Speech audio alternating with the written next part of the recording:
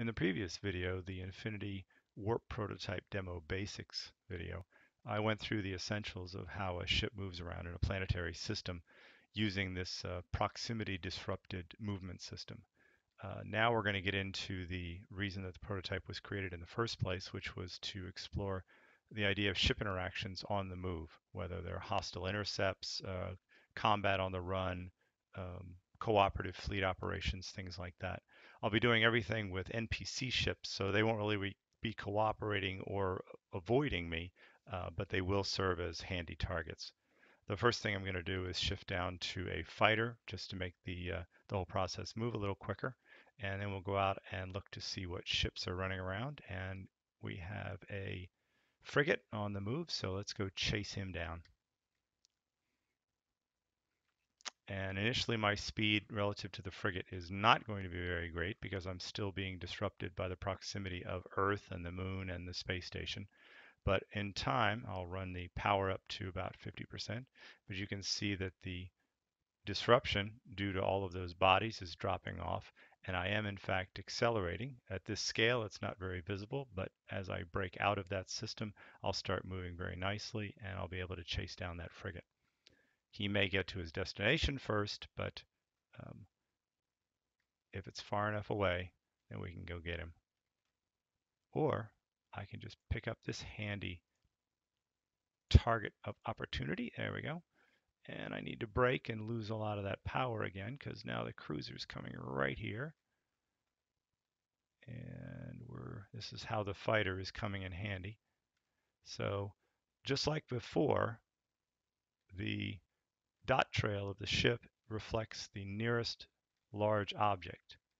And in this case, it's the cruiser.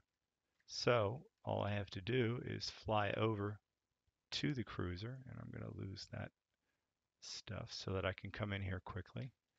And all I have to do is maneuver relative to the cruiser using my dot trail as a reference, or I can use that interception stuff as a reference.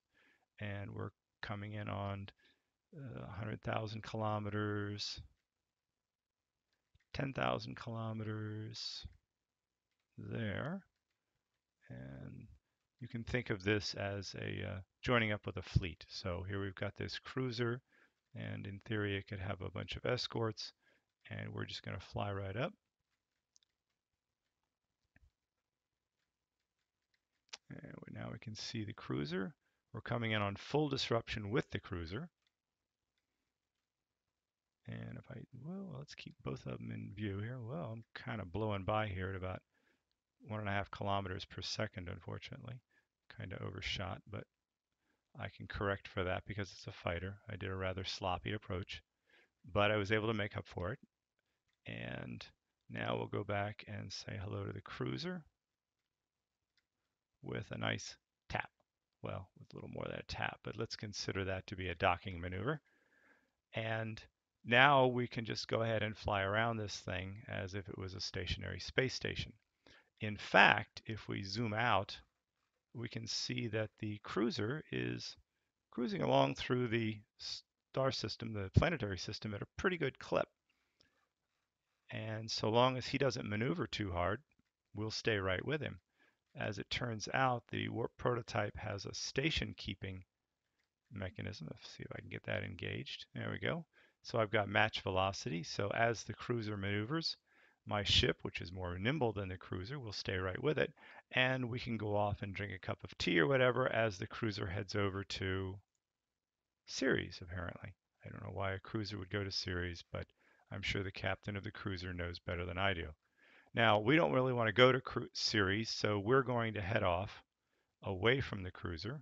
We're still being dominated by the cruiser's approach to Ceres. When you zoom out, you can see that's still happening. But faster and faster, I'm moving away from the cruiser, and in time, I will completely separate from the cruiser, even as we look at these larger scales. And away I go. So now I'm zooming around in this star system, this planetary system again, and I can go and make another intercept. And these guys are looking interesting. We got another cruiser down there. So as soon as I shed some of this velocity and head on over, there's no requirement that fleets or interactions only be between two ships. Any number of ships can be involved in a fleet.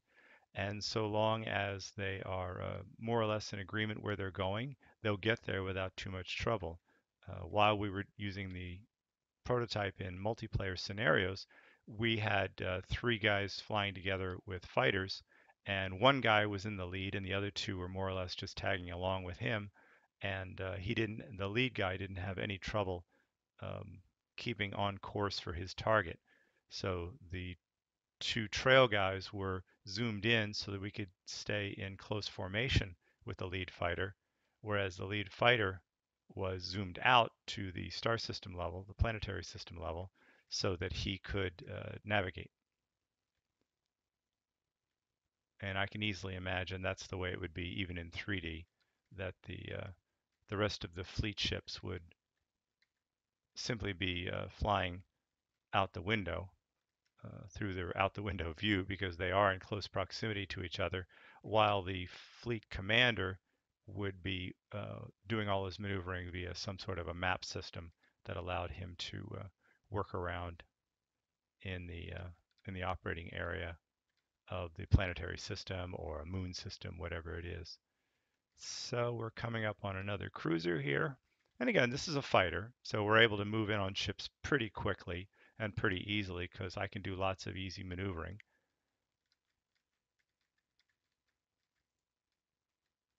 If I was in a larger ship, it would get more challenging, and intercepts with a ship that is larger than the one you're trying to intercept. So for example, if I tried to intercept a fighter with a cruiser, that's just not going to happen because the fighter can always fly away from the cruiser.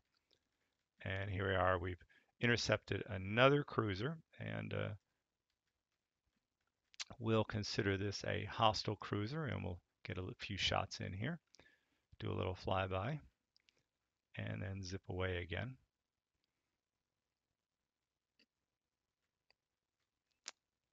And we're a little bit outside of his full disruption range, which allows us to move around a little bit faster. We have to be careful about how we maneuver in this realm because you can pick up a lot of speed very quickly, a lot of relative speed.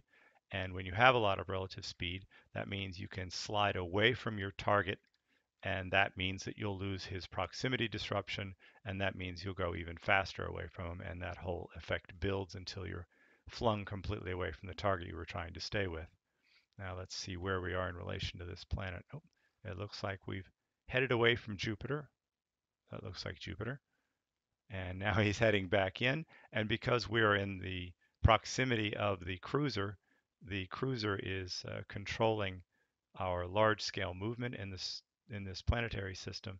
And now we are going back to Jupiter, whether we like it or not. If we don't want to go back to Jupiter, then we just break off from the cruiser and head off to fly wherever we like. So again, this is just a quick and easy way, a quick and dirty way of pulling up close to a ship while it's in the air, while it's on the move, and interacting with it just like we did with a space station or any other stationary target. And the cruiser is able to easily maneuver um, while we're in close proximity. If we were a cruiser and we were traveling with it and we wanted to move away from it, it would take considerably longer than the 10 or 20 seconds that it took this fighter to get away. Also, while we were getting away from the cruiser, we would be dragging the cruiser with us. If two cruisers want to get away from each other, generally they're better off with both of them trying to move away from each other. Otherwise, the one cruiser that's pulling away will drag the fleet with it. Uh, the amount of drag is dependent on the mass of all of the ships involved. So that's why when this cruiser, which constitutes the vast majority of this little fleet of two ships, when this cruiser decides to go somewhere, the cruiser and the fighter goes right along with it because the cruiser dominates the mass of the fleet. If I was flying a cruiser, which I can do real quickly here, there we go. Now I'm flying a cruiser. The way that I maneuver, I might want to go back down to a destroyer so that I can stay with this guy. Not exactly properly configured to stay with him that closely. There we go.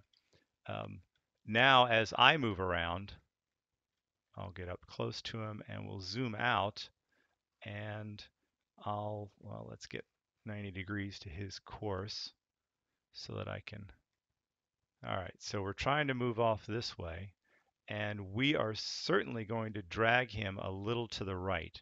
He may want to go to the left, but I want to go to the right, and because our masses are comparable, he doesn't get entirely his way. I'm dragging him off course until I get away from him. And now that I'm beyond 10 kilometers, I will start to get away from him and he will be released to go on his course. And of course, I was trapped along with him because his was the greater mass. So I was going predominantly where he wanted to go. But now that I've broken off and I need to slam on the brakes if I'm not going to be wandering off for quite some time. So he actually wanted to hang out more or less in the vicinity of, I think that was Mars. And because I'm in a destroyer, you can see that my power levels, indicated down here on the bottom left, are not going down very quickly. And that means that uh, because I was directing my power entirely out into the boonies out here, when I did break away from the fleet, I headed off into the boonies. So I would have to continue to correct my power and work my way back around. Ideally, I would have pointed in the direction that I wanted to go, which might have been to Ceres. Seems to be a popular vacation spot for these large ships, and I can head on over there. And you can see that it's reasonably maneuverable at this scale. It's able to complete turns. It's not anywhere near as nimble as a fighter or a corvette or smaller ships. This is the third from largest ship. It's a destroyer.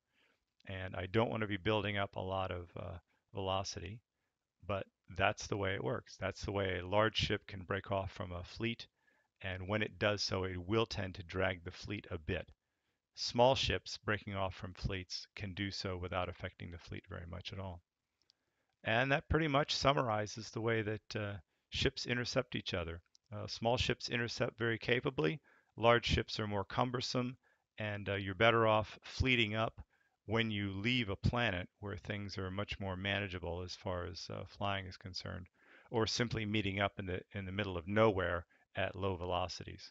That's also going to work reasonably well, and then head off to the destination that you're interested in. And that concludes this video.